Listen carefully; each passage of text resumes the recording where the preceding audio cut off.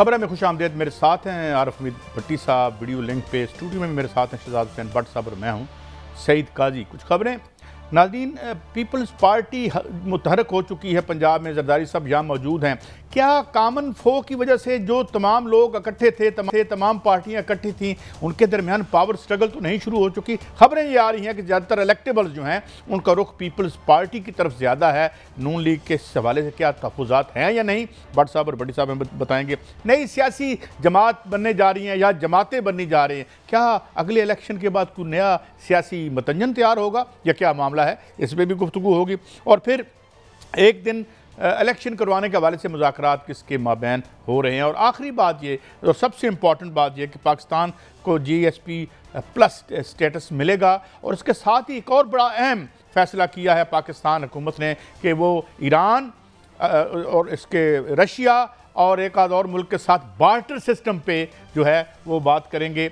और barter system पे हम, मगर बात सवाल ये उठता है कि उनके पास तो ऑयल है, गंदम है और चीज़ें हैं, हम बार्टर सिस्टम के जो जवाब में क्या करेंगे। और फिर एक और बात बड़ी है, जो यहाँ पेट्रोल डीलर हैं वो ये कह रहे हैं कि पाकिस्तान की जितनी मार्केट है ऑयल की, इसमें 35% तेल जो है वो स्मगलिंग का है। तो ये स्मगलिंग क्या हम रोक सकेंगे? इसके अलावा डॉलर्स, और ये बात भी खुश आइंद है कि शायद हुकूमत ने आउट ऑफ द बॉक्स सोचना शुरू कर दिया है और वो IMF को खुदा हाफिज़ कह के क्या हम एक नई माशी ज़िंदगी का आगाज़ कर सकेंगे। ये आज हमारे मोटे मोटे मौज़ूआत होंगे। इसमें हम एक माहिर मईशत को भी लेंगे। जो सबसे अहम और जो बड़ा अहम सवाल होगा वो ये होगा कि क्या हम माशी तौर पर, जो हमें ये एक हेरोइन की आदत पड़ी हुई थी, ये जो कर्ज़े हम लेते थे, जैसे कहते हैं कि जो कैंसर खुदा न खास्ता उसका जो इलाज है वो कैंसर का इलाज कैंसर की बीमारी से बदतर होता है, ऐसे ही किया हमारे साथ IMF ने। एक ब्रेक है, अजान के बाद हम बात करेंगे भट्टी साहब से, तमाम अहम सवालों से पे बात करेंगे और अंदर की खबरें लेंगे शहजाद हुसैन भट्ट साहब से। हमारे साथ रहिए।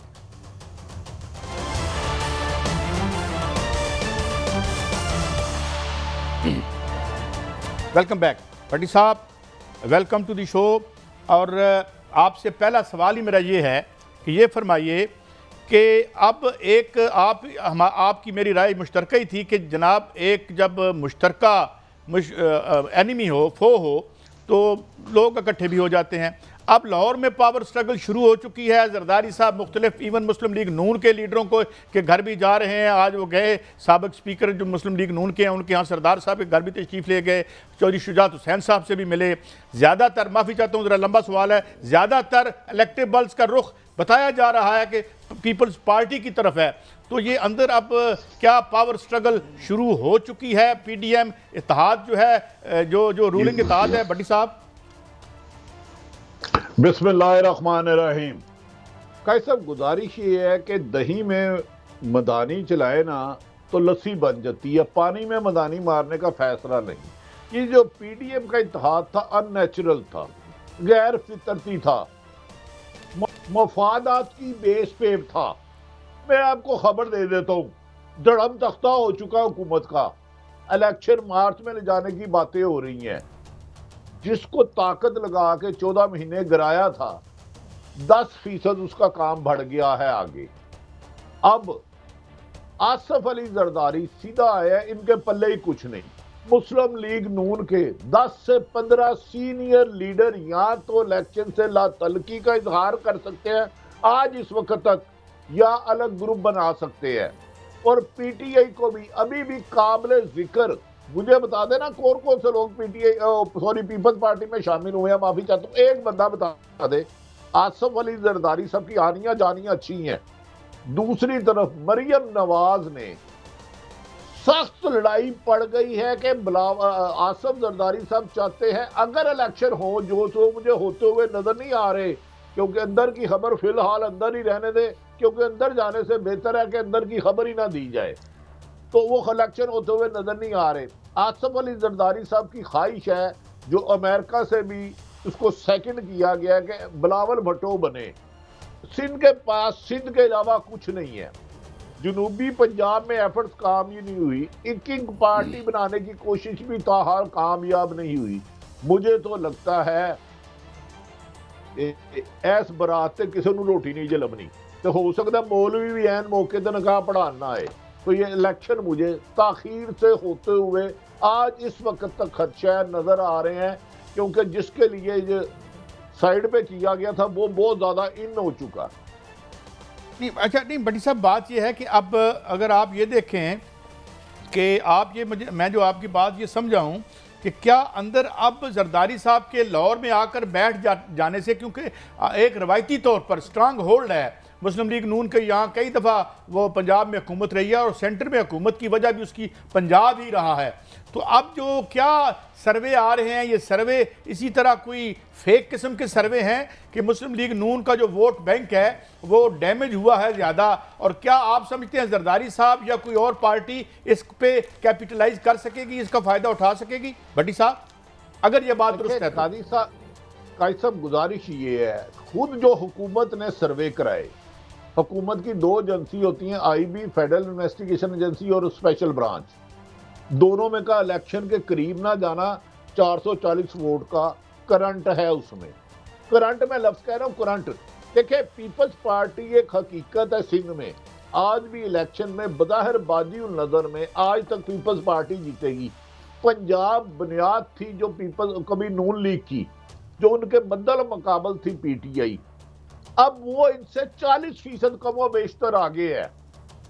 अब उसका वोट बैंक, उसके लोग, कुछ लोग टूट गए हैं। प्रेस कॉन्फ्रेंसों में आपने बेपनाह देखी होंगी, ला तलकी का इजहार भी देखा होगा, लेकिन लीडर जाने से अगर वर्कर नहीं जाता, अगर आम कारकुन जिसने वोट डालना है, अगर ये रेशो 50% पे टर्न आउट होता है, अगर इलेक्शन जो कर मुश्किल है, तो फिर कादी साहब ये नून लीग इलेक्शन से भागेगी भागेगी भागेगी, और आसफ अली जरदारी सिर्फ 30 से 35 सीट चाह रहे हैं पंजाब में उनको मिल जाए।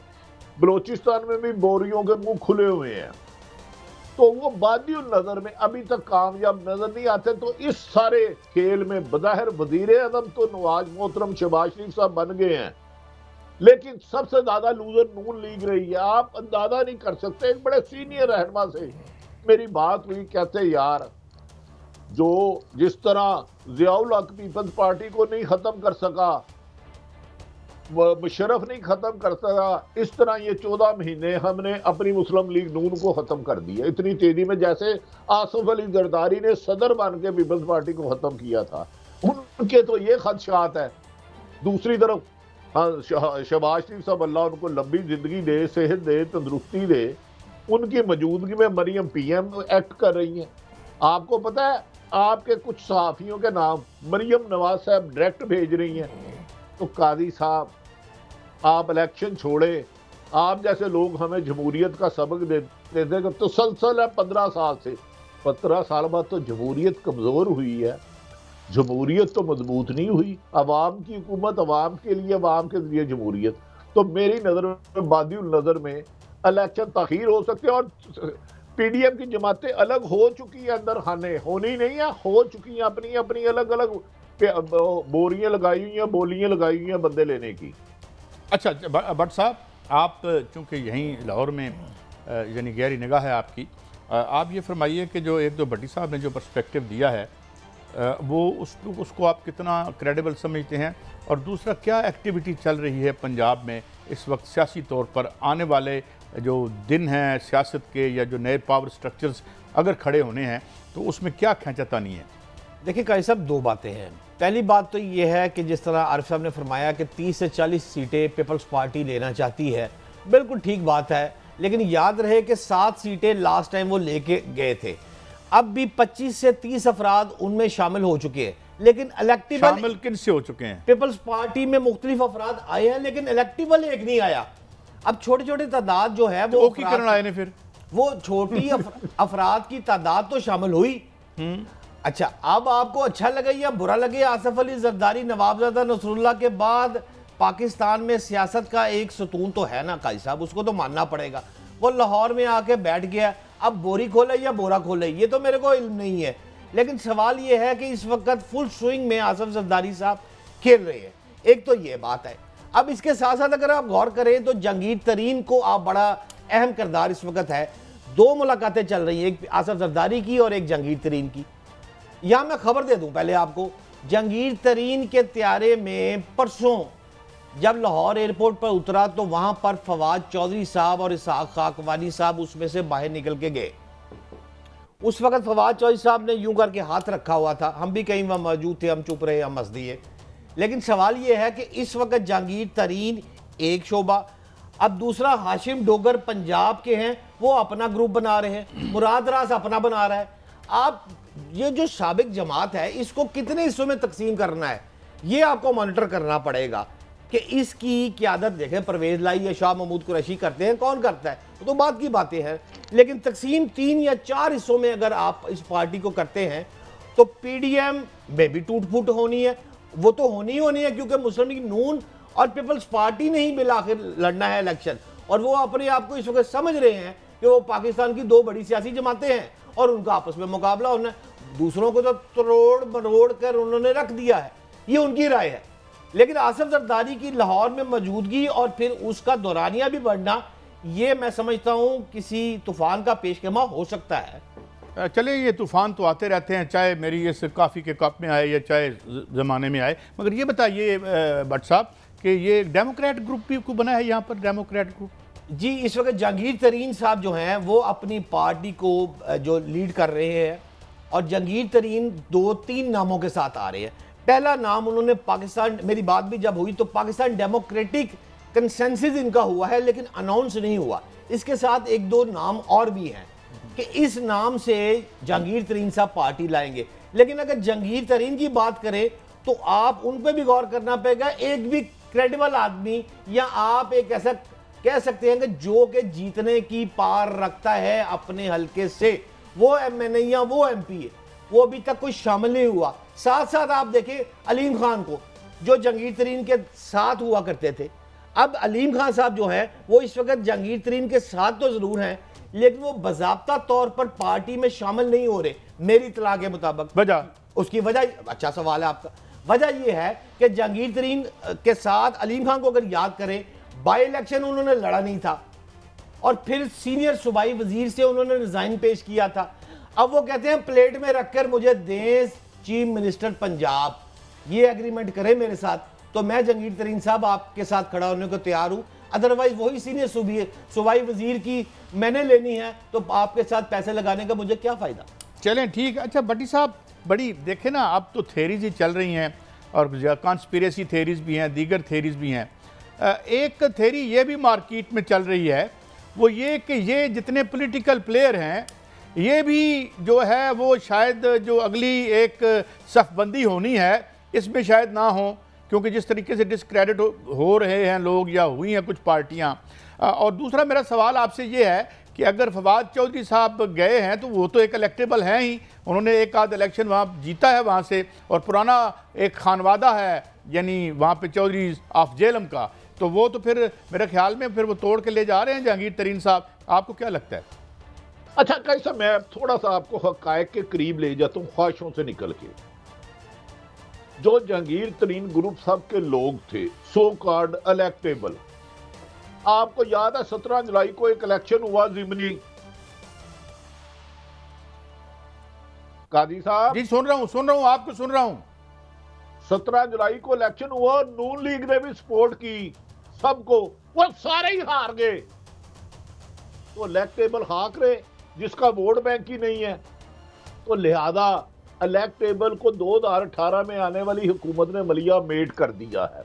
मुझे आसिफ अली जरदारी साहब नहायत काबिल एहतराम और सियासत करना उनका हक है, वो लाहौर बैठे, पेशावर बैठे, कराची बैठे, एक बंदा बताए जो वो सीट जीत सकता उनके पास आया हो। जहांगीर तरीन साहब के साथ जितने लोग थे जो मैंने कहा पीटीआई से नाराज हुए, वो नून लीग में आ गए, जिन्हें डिस्क्वालीफाई किया गया इलेक्शन में, वो सारे के सारे नून लीग की सपोर्ट के साथ हार गए। तो इलेक्टेबल वाला काम अब गया। अब कादी साहब, अच्छा भट्टी साहब एक सवाल कर दूं, ज़िमनन बात कर दूं, एक और बड़ी कदावर। आसिफ अली जरदारी का एक बंदा बताए जो आप समझते हैं लाहौर में इलेक्शन जीत सकता है, जीत नहीं सकता, जीते वाले से सिर्फ 10% वोट भी ले सकता है। देखिए कुछ पता नहीं होता, वक्त बदल जाए। तो मुझे याद है वो क्या नाम था, पुरानी नारकली से एक जिनका तखल्लुस किरला था वो भी शायद जीतने पे आए। तो क्या नाम था वो जो खड़े- सलीम किरला साहब थे, वो नहीं जीत सके, लेकिन क्या पता होता है कि कौन जीते। मगर मेरा सवाल और है, एक और बड़ी कदावर शख्सियत है जनाब। 30 सेकंड बाट साहब मेरी सिफारिश कर दे, मैं कमजोर आदमी हूँ। इस दफा सलीम किरलों की मंडी लगेगी। मशीन बनाने वाले MPMN की मशीन बनानी ना, वो मशीन खराब हो गई है जिसमें MPMN जोड़े जाते थे। मैं आपको ये खबर दे रहा हूँ, चंद दिनों बाद अल्लाह ताला ने चाहा तो दूध का दूध पानी का पानी हो जाएगा। अच्छा भट्टी साहब, नहीं वो मैं एक और सवाल कर रहा हूँ, क्योंकि एक बड़े स्टाल वाट और बड़ी कदावर शख्सियत माशाल्लाह अभी शायद वो उन्होंने कोई पार्टी भी बदली है, जनाब फैज़ुल हसन चौहान साहब, उन्होंने कहा है कि वो जो इलेक्शन थे ज़मीनी इंतखाबात वो तो जितवाए गए थे। तो कोई ऐसी बात भी है जो वो कह रहे हैं? ये तो ज़ाहिर है वो बड़े उनकी रसाई है और उस वक्त उस पार्टी में भी थे जो जीती थी। देखिए, फयाजुल हसन साहब के बयानात देखें जो उन्होंने नवाज शरीफ के बारे में सख्त तरीन जुबान इस्तेमाल की आसफ अली जरदारी में, अब पे इल्जाम लगा रहे हैं। तो ये किस पे इल्जाम लगा रहे हैं वो कि किसने जितवाए थे? हुकूमत तो नवाज शरीफ की थी, मुझे बता देना। अब एक छोटा सा सवाल है, पता नहीं किन के सामने फयाजुल हसन साहब ने ये जवाब दिया, मैं होता तो मैं मुझे अभी कंट्रोल रूम ने बताया है कि ये मौसूफ ने फरमाया है। मसूफ से यही जवाब तो मैं चाह रहा हूं कि उस वक्त हुकूमत वफाक में पाकिस्तान PDM की थी, पंजाब में भी BN हमजा था, तो किसने जिताया उसका नाम तो ले। इनके नाम पे जुबान पे छाले पड़ जाएंगे इनके। चले इसको यही छोड़ते हैं, ये बताएं भट्टी साहब। इसको कहाँ छोड़ते हैं? देखिए, इन फसली बटेरों ने पाकिस्तान की सियासत को बहुत डैमेज किया है। इख्तलाफ राय होना चाहिए, सियासी जमात बदलने का हक भी है, लेकिन खुदा के लिए सियासी राय, इख्तलाफ राय को गद्दारी और मुल्क दुश्मनी के फतवे ना दें। सारे ही काबिल एहतराम है। नून लीग हमसे ज्यादा, महबूबे वतन पीपल्स पार्टी हमसे ज्यादा, PTI हमसे ज्यादा, मौलाना हमसे ज्यादा, लेकिन फयाजुल चौहान साहब से एक सवाल अगर आप पूछा सके भट्ट साहब, तो उन्हें कहिएगा जनाब नून लीग की हुकूमत थी वफाक में भी और सूबे में भी, तो ज़मीनी इलेक्शन किसने जिताए? मैं उनकी शागिर्दी में आना चाहता हूँ। जी भट्टी साहब, जहांगीर तरीन की पार्टी के अलावा क्या समझते हैं आपको और भी पार्टियां बनती नजर आ रही हैं, और ये बड़ी पार्टी को एक किंग्स पार्टी की बजाय 5-6 पार्टियों में तकसीम करने की बातचीत नहीं चल रही?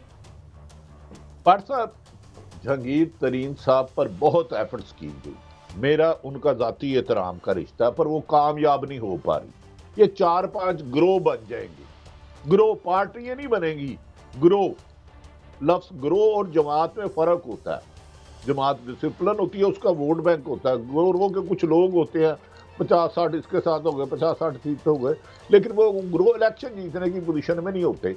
इस वक्त जान के कोशिश की जा रही है किसी हालात की खराबी पर एक PTI सरकारी बनाई जाए, 2-3 PTI उसमें से वैसे बच्चे दिए जाए। इतने मुर्गी अंडे नहीं दे रही जितनी PTI से पार्टियां निकालने की कोशिश की जा रही हैं। लेकिन एक बात, आप भी मेरे भाई साहिब इल्म है, कादी सईद मुझसे ज्यादा साहिब इल्म है, याद रख लो ये बरात नहीं जे चढ़नी। सख्त मायूस हो रहे हैं अपने हलकों में जाके कुछ लोग। देखें, पार्टियां बनाना कोई इशू नहीं, 300 के करीब हैं।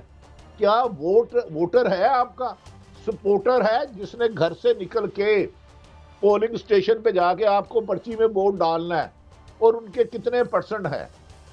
पार्टियां तो जो मर्जी बना ले, सुनता जा शर्माता जा, नवाबजादा नसरुल्लाह खान साहब कहते थे पार्टी बनाना नहीं।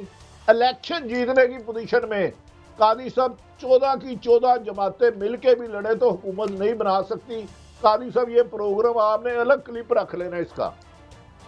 हाँ, एक जमात को बिल्कुल लड़ने ही ना दिया जाए, उसका फिर मुझे नहीं बता, उसको बिल्कुल ही निस्तो नबूद कर दिया जाए, उसका नाम ही मिटा दिया जाए, वो एक अलग इशू है।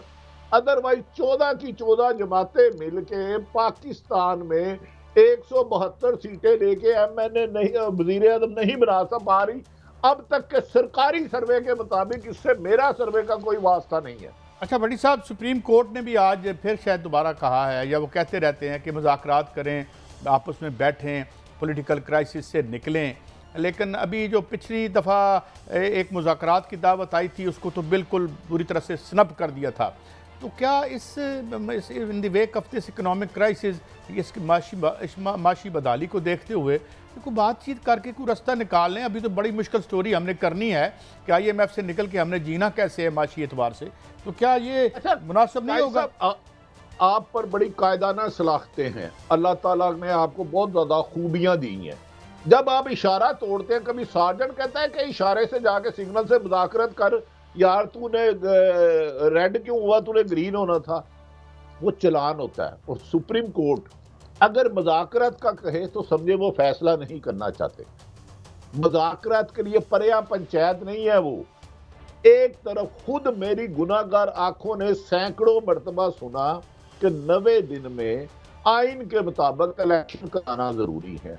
उसके बाद नहायत काबिल एहतराम उमर अताब बंदयाल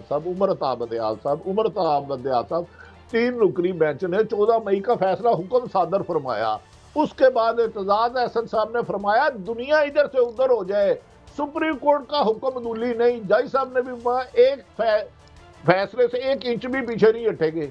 अच्छा, दोनों आप बैठे हैं, 14 मई को इलेक्शन हो तो नहीं गए, मुझे पता नहीं चला, मैं सो रहा था उस दिन। जरा मेरी रहनुमाई करें भट्ट साहब, आपने झूठ बोला ना तो फिर मैं आपका वो वाला नाम ले लूंगा जो बचपन से लेता हूँ। आरिफ साहब, बात यह है कि इलेक्शन तो कोई नहीं हुए, ना पाकिस्तान में हुए ना कहीं बाहर के मुल्क में हुए हैं, लेकिन सवाल है जो करवाने वाले हैं वो खामोश क्यों हैं? उसके पीछे क्या है आज वो भी तो खबर दें हमें।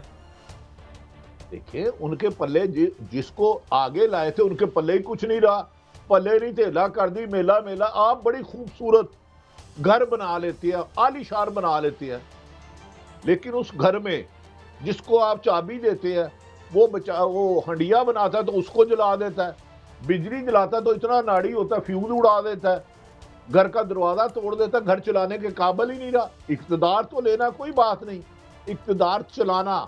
माशी तबाही में काजी साहब इस वक्त माशी तबाही के आखिरी दहाने पे खड़ा कर दिया है।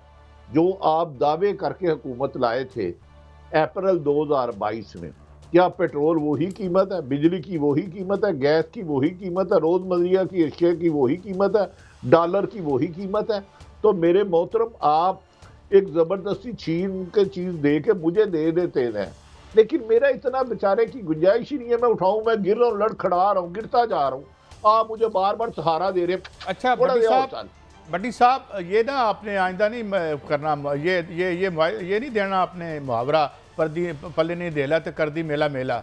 हम तो वो हैं जिन्होंने यहाँ पर एक धेला नहीं छोड़ा, धेले हमारे पास बड़े हैं। मगर मुझे सवाल ये मेरा नहीं है, मुझे धेले से याद आया, मुझे ये फरमाएं कि अब यूरोप में एक, पहले भी हमने ये खबर की थी और मैंने आपने भी की थी कि यूरोप में अब एक बहुत बड़ा कंसर्न और अवामी प्रेशर है कि दुनिया भर से लूट माल का सारा जो पैसा है वो उसका जो आलमी दारुल खिलाफा है वो तो लंदन बन गया और ऑफशोर हेवंस बन गए, जो इधर उधर से रशिया से कहीं से पाकिस्तान से तो खैर एक पैसा नहीं गया, मैं ज़ाती तौर पे जानता हूँ। तो ये उसको यानी उसको गिरफ्त में लाने के लिए कोई अपना कुछ है हलचल, ये आपके पास इतला है? अगर नहीं है तो कल तक इकट्ठी करके रखना, अगर है तो अभी दे दें। पहले बात सुने, भट्ट साहब से भी बोले, वाकई तेला तो नहीं गया, डॉलर पाउंड तो नहीं कहीं गए, तेले का उनके से क्या काम, पल्ले नहीं तेला तो कर दी मेला मेला, मारेगा बकरा ईद ते लेला। अब मैं गुजारिश करता हूं, आपकी खबर ठीक है, लंदन में एक बहुत बड़े खानदान की खरबों रुपए की प्रॉपर्टी है, एस नाम का आदमी, एस से शुरू होने वाला नाम, कोई भी नाम हो सकता है, वो अब आहिस्ता आहिस्ता अमेरिका पैसे ले जा रहा है, आहिस्ता आहिस्ता अमेरिका ले जा रहा है और वहां प्रॉपर्टी को प्लस किया जा रहा है। इधर भी इतनी प्रॉपर्टी है कि उसको निकालते हुए साल हाँ साल लगेंगे। कुछ प्रॉपर्टी इधर के बिलियनर भी खरीद नहीं पा रहे, इतनी महंगी महंगी है। तो आपकी इस खबर को इस हद तक मेरे जैसा एक छोटा सा रिपोर्टर पता है, एक सईद नाम का बंदा है, एक बहुत बड़ी सियासी जमात है, उसके लिए इधर से चीजें वहां ले जाने का प्रैक्टिकली अमल शुरू कर चुका है, क्योंकि कामयाबी में टाइम लगेगा, क्योंकि बहुत ज्यादा सामान पड़ा है गोदाम में, तो ले जाना उसके लिए मुश्किल है। एयरपोर्टों पे भी सख्ती है, दीगर ममालिक में भी ये उसको जो क्या आया था यार, ये कोरोना, पूरी दुनिया ही उसने चेंज कर दी है। तो कादी साहब, आप उधर बैठ के लंदन पे भी आंख रखते हैं, और शहजाद भट्ट साहब अगर इजाजत दे दें तो प्यार वाला नाम ले दूं। हिजरत, मैंने अब ब्रेक पे जाना है। हिजरत में बड़ी बरकत है, आपने भी चलें अपनी वेकेशन के लिए हिजरत की, तो अगर थोड़ा सा पैसा भी हिजरत करके अमेरिका चला जाए तो क्या फ़र्क पड़ता है, घूमता फिरता रहता है, मगर वापस आएंगे।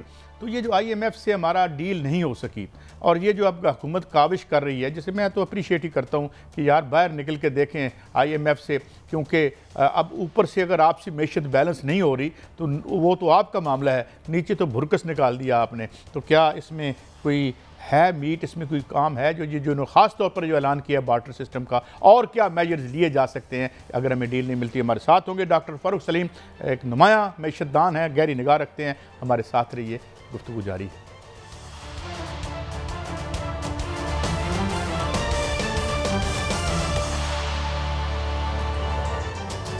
वेलकम बैक नाज़रीन। जैसे अर्ज़ किया था, मईशत की दुनिया का एक इंतहाई मोतबर नाम जनाब फ़ारूक सलीम साहब, जो कि इंतहाई सादा ज़बान में, मुझे कहने दीजिए कि एक अंग्रेज़ी जरीदे में या अखबार में हमें मईशत की दकीक चीज़ें आसानी से समझाते हैं। Thank you very much doctor Farooq Salim साहब। मैं एक ख़बर रॉयटर की जो परसों चली, उसमें यह था कि Pakistan perhaps as an alternative या मुतबादल के तौर पर IMF से जो हमारा डील नहीं हो पा रहा और आइंदा भी शायद होता नज़र नहीं आ रहा नियर फ्यूचर में, तो क्या ये बार्टर सिस्टम मुतबादल हो सकता है? वन थिंग, एंड सेकेंडली उनके पास तो कुछ सामान है भी, अफगानिस्तान का तो मुझे पता नहीं, मगर उनके पास ऑयल है, गंदम है रूस के पास। What do we have barter? तो क्या हम इस क्राइसिस से निकल पाएंगे in the absence of IMF deal? जनाब डॉक्टर साहब जी, 2 या 3 बातें आपके सामने रखता हूँ। देखिए, पहली बात तो ये है कि IMF से जो कर्जा जात है उनका बार्टर ट्रेडिंग से कतई कोई ताल्लुक नहीं। जो अगला माली साल है उसमें पाकिस्तान की जो हम कहते हैं ग्रोस फाइनेंशियल रिक्वायरमेंट, यानी कि जो टोटल डॉलर्स हमें चाहिए होंगे अगले माली साल के लिए, वो 41.8 अरब डॉलर है। उसका बार्टर ट्रेडिंग से कतई कोई ताल्लुक नहीं है, चूंटी भर भी उसके ऊपर कोई फर्क नहीं पड़ सकता। अच्छा, बार्टर के ऊपर आ जाए। देखिए, बार्टर ट्रेडिंग आज से कोई 3,500 साल पहले एक नॉर्मेलिटी हुआ करती थी, जब करेंसी इजाद नहीं हुई थी। तो एक तो मुझे ये समझ नहीं आ रहा कि क्या आज 2023 में, सन 2023 में हम कोई 3,000 साल पहले जाना चाहते हैं? जो काम 3,500 साल पहले होता था जब करेंसी इजाद नहीं हुई थी, अब हम दोबारा से वो काम शुरू करना चाहते हैं। तीसरी बात, देखिए, जो 3 ममालिक का आपने नाम लिया, रूस, अफगानिस्तान और ईरान, ये पिछले 75 साल से जब से पाकिस्तान बना है, हमारी इनसे जो ट्रेडिंग है, जो तजारत है, वो कोई 3-4 बिलियन डॉलर से ज़्यादा की नहीं होती। पाकिस्तान की सालाना तजारत जो है दुनिया भर के साथ, वो कोई 100 अरब डॉलर की है। 70 अरब की हम 75 अरब की इंपोर्ट कर लेते हैं, 30-31 अरब की हमारी एक्सपोर्ट है, तो लगभग 100 अरब डॉलर की आप समझे कि तजारत है। उसमें से कोई 3% जो है या 4% आप कर लें, वो इन 3 मुल्कों के साथ होता है, और वो होता है डॉलर्स की बातें। अभी बार्टर नहीं आ रही। देखिए, बार्टर का एक मैं आपको अगर इकोनॉमिक्स की थोड़ी सी टेक्निकल बात है, फिर मैं कोशिश करूँगा आपको समझाने की। बार्टर ट्रेडिंग उस सूरत में होती है जब when there is a double coincidence of wants. Double coincidence of wants, इसका मतलब क्या है? इसका मतलब ये है कि पाकिस्तान में एक कंपनी ए है जो कि कपड़ा बनाती है, और अफगानिस्तान में एक कंपनी बी है जो अनार उगाती है। अब ये दोनों कंपनियां आपस में ट्रेड करना चाहती हैं, तो ये सिर्फ उस सूरत में हो सकता है जब जो कपड़ा बनाने वाली कंपनी पाकिस्तान में है वो चाहे कि मुझे अनार चाहिए, और जो अनार उगाने वाला है प्रोड्यूसर इन अफगानिस्तान, वो ये चाहे कि जी मुझे कपड़ा चाहिए। अगर इन दोनों को एक दूसरे का माल चाहिए तो फिर तो बार्टर ट्रेड हो सकती है। फिर यहाँ से ये कपड़ा भेज देंगे, वहाँ से वो अनार भेज देगा, और फिर जब अनार यहाँ आ जाएंगे एक कपड़ा बनाने वाले के पास, तो वो कपड़ा बनाने वाला अनार का क्या करेगा ये मुझे नहीं पता। अच्छा डॉक्टर साहब, एक और बात बीच में रेलेवेंट तक में आप जारी रखिएगा। एक तो हमारे पास पैसे देने के लिए है नहीं, और ये जो मैं ईरान में कुछ दिन पहले था, 10 रुपये पाकिस्तानी का मैंने टैक्सी वाले से पूछा तो वहाँ एक लीटर पेट्रोल 10 रुपये का वहाँ मिल रहा था। तो क्या ये नहीं हो सकता कि 30% जो हमारी ऑयल की इंपोर्ट पे लगते हैं हमारे पैसे, हम ईरान से सस्ता तेल लें, ये स्मगलिंग बंद करें? और दूसरी बात ये कि चूंकि हमारे पास देने को पैसे नहीं हैं, वो तो अपनी जगह सवाल है कि 41.8 बिलियन हमने देने हैं, अल्लाह जाने कैसे देने हैं, इंशाल्लाह कुछ ना हो जाएगा। मगर इस एंगल से अगर आप देखें कि we don't have money to pay for very important strategic imports. देखिए, जब आप मुल्कों के बिहाफ के ऊपर फैसला साजी कर रहे हैं तो आपने जमा तफरीक करनी है कि आपका फ़ायदा कहाँ है, आपका नुकसान कितना है, और फिर अल्टीमेटली आपको नुकसान हो रहा है या फ़ायदा हो रहा है। आपने कहा कि हम बहुत बड़ी अपनी तेल की रिक्वायरमेंट जो है वो ईरान से पूरी कर लेंगे, और ईरान नेचुरली फिर हमसे डॉलर मांगेगा, उसका आपने कहा कि हमारे पास है नहीं। अब दूसरी बात यह है कि ईरान से आप आप तेल ले लेते हैं, और उसके नतीजे में जो 100 अरब डॉलर की हम तजारत कर रहे हैं दुनिया के साथ, खास तौर पे यूरोपियन यूनियन के साथ और अमेरिका के साथ, जिसके साथ तकरीबन पाकिस्तान की 60% एक्सपोर्ट जो है वो या यूरोपियन यूनियन जाती है या अमेरिका जाती है, और उनके ऊपर लग जाए सैंक्शंस, तो आप अपना जो मुनाफा है तेल इंपोर्ट करने का ईरान के साथ वो गिन लें, और जो नुकसान हो जाएगा जो यूरोपियन यूनियन की तरफ से या अमेरिका की तरफ से वो भी शामिल कर लें, उसके बाद ये फैसला करें। देखिए, फैसला साजी को, इस किस्म की फैसला साजी को कहते हैं एविडेंस बेस्ड डिसीजन मेकिंग, यानी कि आपने हकाइक सामने रखने हैं और उन हकाइक की बुनियाद के ऊपर मुल्की फैसले करने हैं, जज्बात के ऊपर नहीं करने। डॉक्टर साहब, वन लास्ट क्वेश्चन और फिर मैं ओपन करता हूँ, मेरे दोस्त बहुत बेताब बैठे हुए हैं। एक भट्टी साहब, एक मिनट इजाजत दें। ये जो हम 40-50 बिलियन की, मैंने बात डॉक्टर क्या नाम है, सलमान शाह साहब से की, ये जो हम कचरा मंगाते हैं आवाम के लिए, वो कचरा है, चाहे वो BMW हो, चाहे वो जो हाई एंड गुड्स हों, ये हाई एंड गुड्स कितनी हैं? अगर हम ये ख़त्म कर दें, मैंने ईरान में देखा अपनी गाड़ी खुद बना रहे हैं और उन्होंने सर्वाइव किया है, तो क्या एक इस्तेसाल भी तो है इस 100 बिलियन की जो है, जो उनके जो टैरिफ सिस्टम है, हमारी मंडी में जो मर्जी आके बेच लें, हमारे लिए उन्होंने 100 बिलियन 1 बिलियन का दे के आसान करते हैं। तो डोंट यू थिंक ये एक स्लेवरी भी है जिसमें हम मुब्तला हैं, ये 100 बिलियन की ट्रेड की जो आप बात कर रहे हैं? देखिए, दो बातें आपने ईरान के मुतालिक बात। ईरान एक ऐसा मुल्क है जिसको खुदा ने बेतहाशा तेल दिया है, और खुदा की इतनी बड़ी नेमत के बावजूद वो इस सेंचुरी का इकोनॉमिक फेलियर का एक केस है। वहाँ पे लोगों की जो कुव्वत खरीद है, जो पिछले 35-40 सालों में जिस तेजी से गिरी है, उसका शायद ही कोई और पैरेलल आपको माशी तारीख में मिले। तो Iran is not an example to be quoted कि हम ईरान बनना चाहते हैं। ईरान की मईशत का बहुत बुरा हाल हुआ है, बावजूद इसके कि उनके पास इतना तेल है, और हमारे पास तो तेल भी नहीं। तो एक तो ईरान की एग्जाम्पल, खुदाया हमें कोट ना करें कि हम ईरान बनना चाहते हैं। एंड लग्जरी आइटम्स जी। नंबर 2, पाकिस्तान के मतलब देखिए, ये आप किसी ब्यूरोक्रेट की जिम्मेदारी नहीं लगा सकते कि क्या पाकिस्तान में आना चाहिए और क्या पाकिस्तान में नहीं आना चाहिए। अभी ये हम करके देख लिया। अभी जो इंपोर्ट रिस्ट्रिक्शंस लगाई हैं, जिसने पाकिस्तान की मईशत का बुरा हाल कर दिया है, ये हुकूमत एक अफसर बिठा देती है और वो ये फैसला करता है कि इस वक्त पाकिस्तान के अंदर क्या चीज़ इंपोर्ट हो सकती है और क्या नहीं हो सकती। इसके नतीजे में आप सोचिए कि इस वक्त कोई 52% की खुराक की कीमतों में इन्फ्लेशन है पाकिस्तान के अंदर। एशिया में बुलंद तरीन शरह जो है खुराक की इन्फ्लेशन की, वो पाकिस्तान के अंदर है, और उसकी वजह यह है कि हमने मार्केट को ये फैसला नहीं करने दिया, हमने हुकूमत के किसी अफसर के सुपुर्द ये फैसला कर दिया। देखिए, जब भी हुकूमत को आप कारोबार में इन्वॉल्व करते हैं तो उस कारोबार का बेड़ा गर्क हो जाता है। हमने सबक सीखना है कि हुकूमत ने स्टेट ओन एंटरप्राइजेज चलाई, उसमें 2000 अरब का नुकसान किया। हुकूमत बिजली का कारोबार करती है, उसमें 2500 अरब का नुकसान हो चुका है। हुकूमत गैस का कारोबार करती है, उसमें 1500 अरब का नुकसान ऑलरेडी हुकूमत कर चुकी है। हुकूमत PIA चलाती है, उसमें सिर्फ 1 साल में 90 अरब रुपए का नुकसान किया है। देखिए, हुकूमत का काम कारोबार करना नहीं है, हुकूमत का काम हुक्मरानी। डॉक्टर साहब, मैं ये बात अब सवाल भट्टी साहब की तरफ ले जा रहा हूँ, बड़ी देर से खामोश है, मगर मैं इस पे आऊंगा बाद में। जी डॉक्टर साहब मैं अर्ज करना चाहूंगा, डॉक्टर साहब आपने फरमाया हुकूमत जो जो कारोबार करती है अरबों खरबों रुपए नुकसान में जाते हैं। एक तो मुबैना तौर पर यहाँ इस पे करप्शन हो सकती है, यहाँ इनकी नहली खुद इनके कारोबार तो मल्टीप्लाई होते हैं।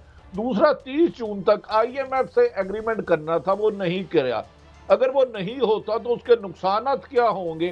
क्या ये महंगाई जो 52% है इसका जिम्मेदार है कौन, या कैसे हालात बेहतर किए जा सकते हैं? माफी चाहता हूँ, मैंने एक दो सवाल इकट्ठे कर दिए। 2-3 सवाल हो गए।